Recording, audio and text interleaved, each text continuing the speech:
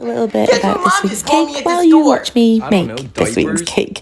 So obviously this video is really sped up. It took me 4 days, even though this video is only 3 minutes long. Are you kidding me, Billy? The cake itself is a vanilla cake with a vanilla buttercream and a raspberry jam filling. It is then carved and I add chocolate ganache to the outside. This time I used white chocolate ganache because I like the taste better and it worked really well with the flavours of this cake.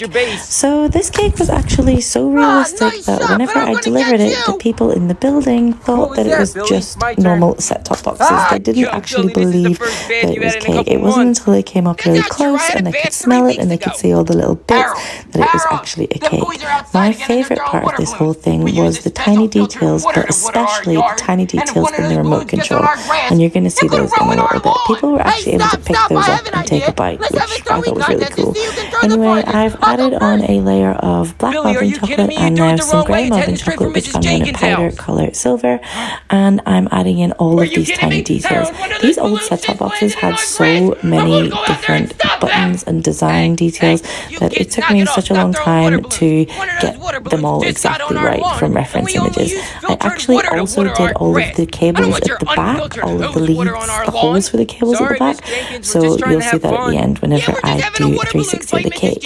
Now, those remotes that I was talking about, so what I did was I made a silicone cast of the remotes themselves, which, can I just say, is so much harder than people make it look. But anyway, after my second or third attempt, I managed to get the molds perfect. Then I took some white chocolate, melted it down, added some powdered food colouring, and then I used a little syringe to add in all of these colour details. It was difficult to get the colour matches perfect, but I got there with the buttons, so I'm pretty happy with that. And this is how it turned out. I thought it was so cool how that came out. Anyway, then I put on the bottom and I emptied out the chocolate from the middle and put in a centre of white chocolate ganache, which is nice and squishy and delicious. And then I painted on all of the tiny details using glaze and powder food colouring.